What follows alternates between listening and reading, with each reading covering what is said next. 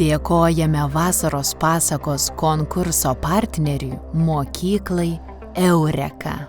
Tai Vilniuje ir Kaune įsikūrusi dvikalbė mokykla, kurioje ištisus metus mokosi mažieji atradėjai nuo 1 iki 10 metų.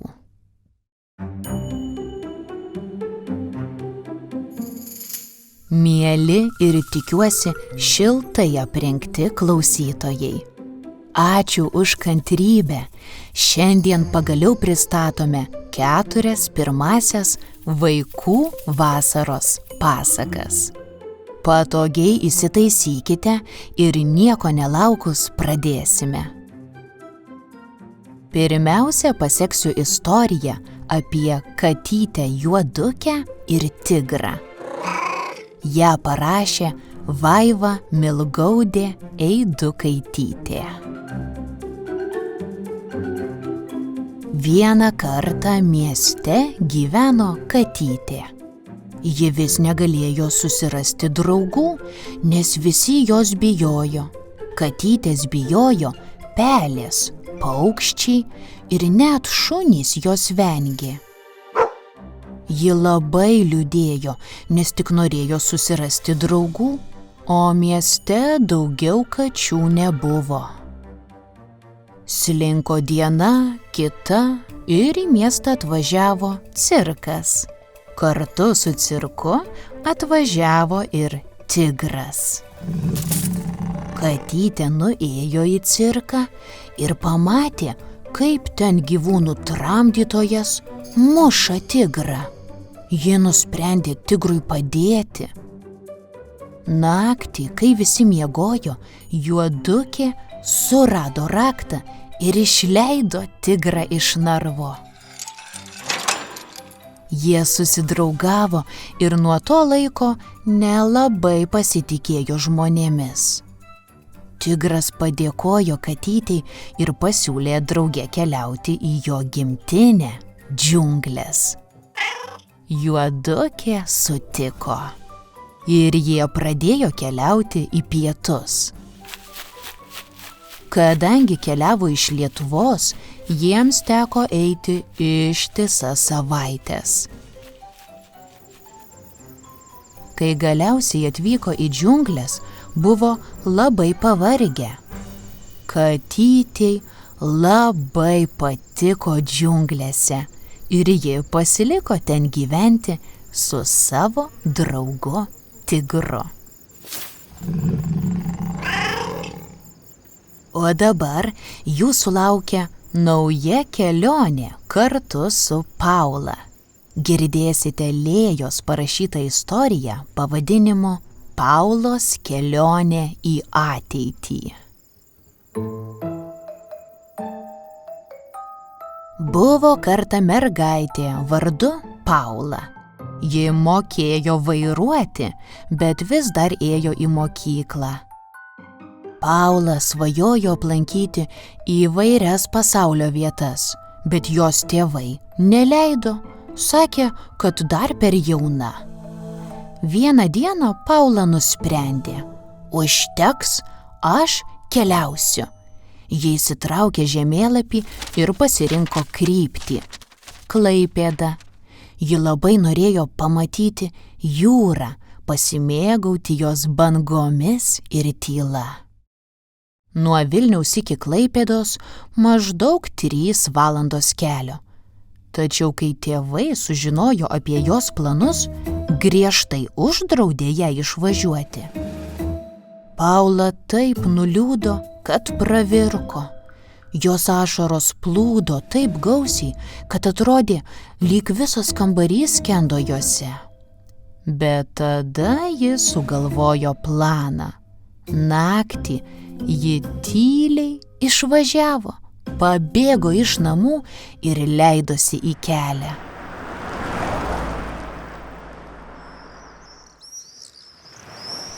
Atvyko į Klaipėdą ankstų rytą, gal 3, 4, o gal ir 5 valandą.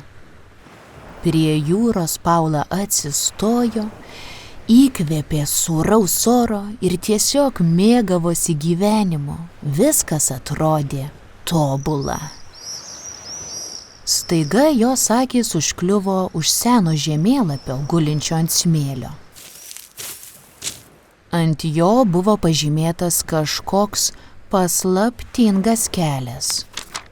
Kodėlgi ne, pagalvojo Paula. Įsėdo į mašiną ir išvažiavo tuo keliu. Važiavo ilgai, labai ilgai, kol galiausiai pasiekė didžiulius, senus vartus. Ant jų buvo parašyta "Vartai į ateitį". Paula sustojo, nustebusi išlipo iš automobilio.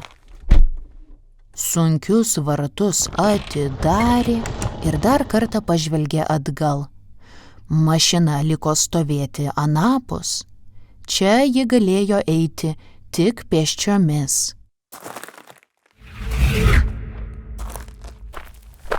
Tai ir ėjo, kai staiga išvydo skraidančias vištas. Vištos juk neskraido, sušnibždėjo ji išsigandusi. Toliau visur buvo tik mechanizmai. Pastatai švietė neoninėmis šviesomis, o vietoje žmonių robotai. Paula užėjo į vieną mokyklą. Visur vaikščiojo robotai mokytojai ir robotai mokiniai. Jis susirado administraciją ir paklausė: "Kokie dabar metai?" 2532, atsakė metalinis balsas. 2532? Paula sustingo.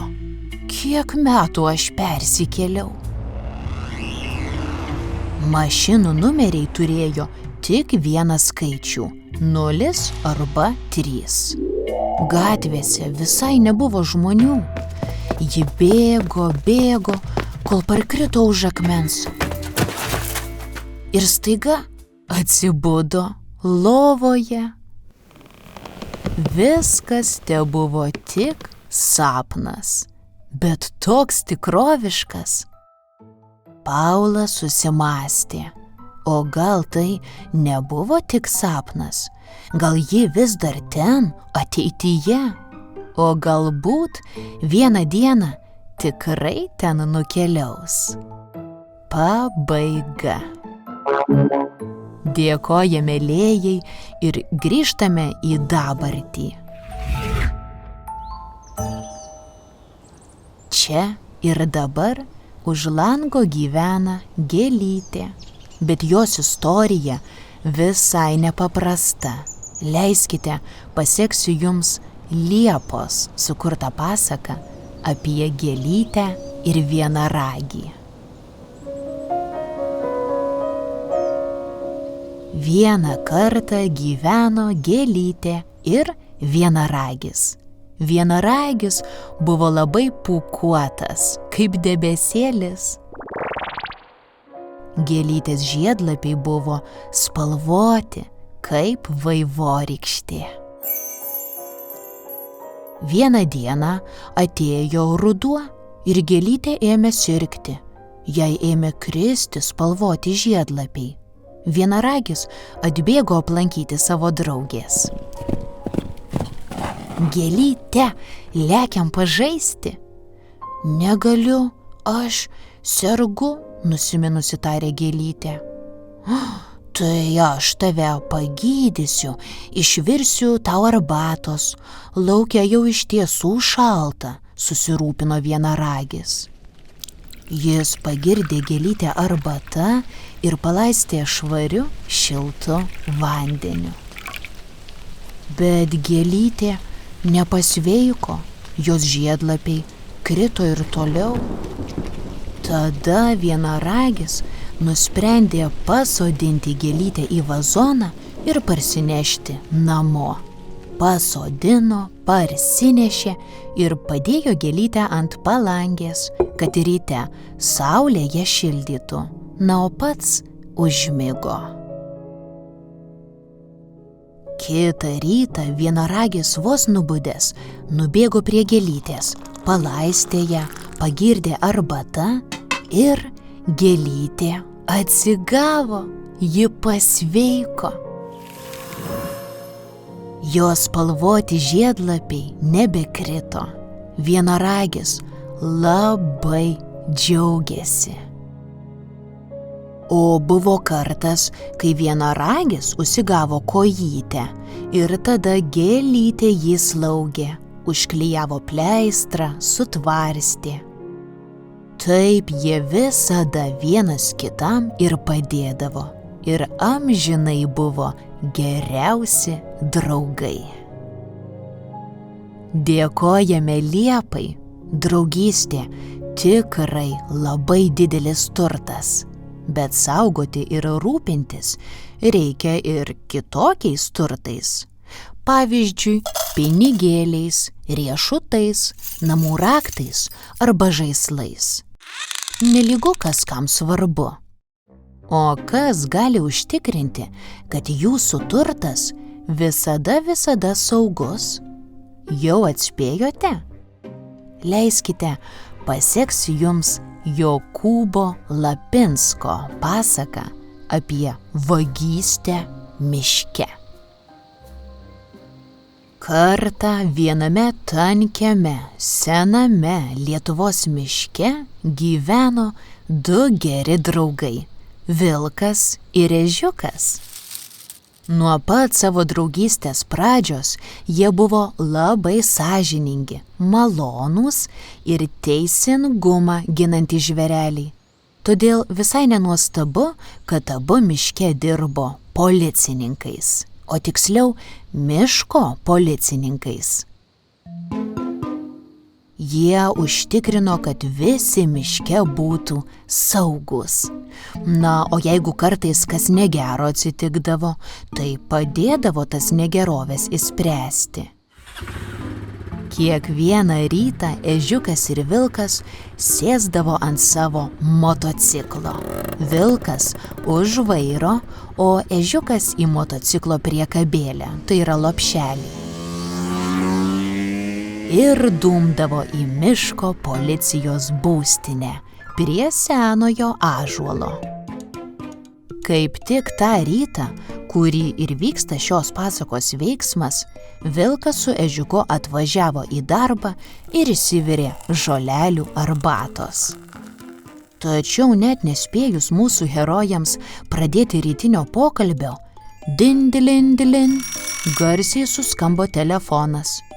Ežiukas nedelsdamas pakėlė ragelį. Alio, miško policininkas ežiukas klauso. Sveiki, Pasigirdo neramus balsas kitame laido gale. čia jums voveriukas skambina. Prašau, paskubėkite, įvyko vagystė. Nesijaudinkite, tuojau atvykstame, sušuko ežiukas ir mirktelėjo vilkui. Draugai šoko ant motociklo ir paspaudė greičio pedalą iki dugno. Brrr, motociklas pašoko į orą ir nudūmė prie gluosnių tankumynų, kur ir gyvena voveriukas.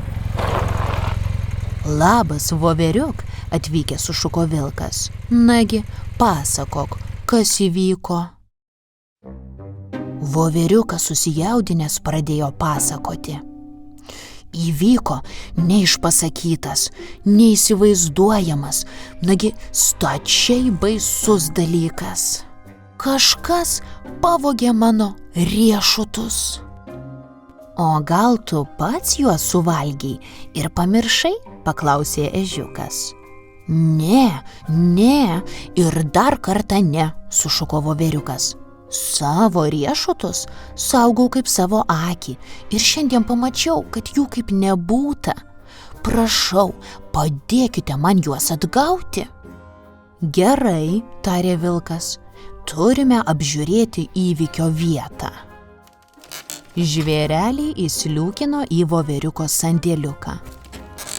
Ten, kur anksčiau buvo maišai riešutų, Voratinklius pynė vorai, o maišų tikrai kaip nebūta. Sumurmėjo vilkas. Čia niekas neaišku. Manau, reikia mums su ežiuku likti čia budėti per naktį. Man nuojauta sako, kad vagis šiąnakt dar sugrįš. Kaip tarė, taip ir padarė. Vilkas pasiėmė prožektorių ir įsitaisė už sandėliuko durų, o ežiukas įlindo tarp maišų su gilėmis. Sutemo. Draugai jau ėmė snūduriuoti, kai patekėjus mėnuliui kažkas voveriuko sandėliuke sušnarėjo. Vilkas lengvai kostelėjo, toks buvo sutartas signalas, ir ežiukas greitai uždegė prožektorių šviesas. Viduryje sandėliuko policininkai pamatė miško kurmį, kuris sau oriai į maišelį rinkosi gilės. Stop, ką čia darai? Sudrausmino kurmį vilkas. Argi nežinai, kad imti svetimas gėrybės draudžiama? Vakar pasiėmė riešutus, o šiandien jau gilių atėjai. Kurmis visiškai nepasimetė ir ramiai atsakė. O, labas vilke, kodėl svetimas? Čiagi mano gėlės ir mano riešutai. Bet tu esi voveriuko sandėliuke. Kodėlgi kalbi, kad čia tavo miško gėrybės? Paklausė ežiukas. Kurmis atsiduso. Mieli mano bičiuliai, o kur yra parašyta, kad čia voveriuko riešutai ir gėlės? Aš vakar išsikasiau urvelį ir pats suradau šitas gėrybės. Vadinasi, jos ir yra mano. Kurmi, rimtu balsu tarė vilkas. Jeigu įsikasei urvelį ir atsiradai voveriuko sandėliuke, tai dar nereiškia, kad čia surasti maišai su riešutais yra tavo. Prašau viską grąžinti ir taip daugiau nesielgti. Na gerai, atsiduso kurmis.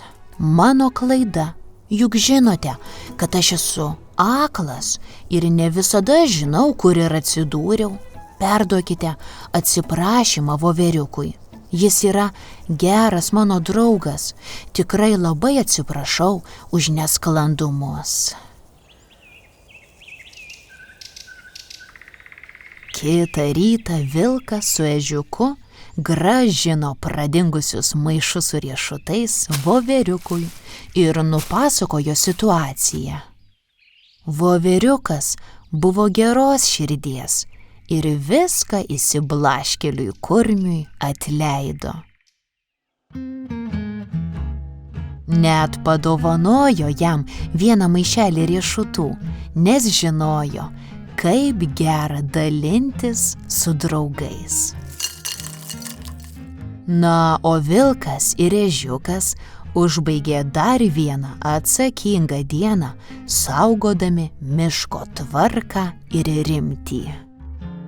Jie džiaugiasi, kad gali padėti visiems.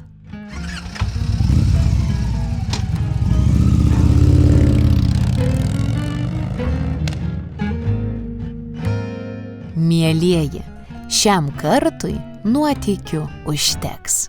Likite saugūs, sveiki ir draugiški. Kitas 4 laimėjusias pasakas išgirsite antroje serijoje rugsėjo pabaigoje. Kol kas.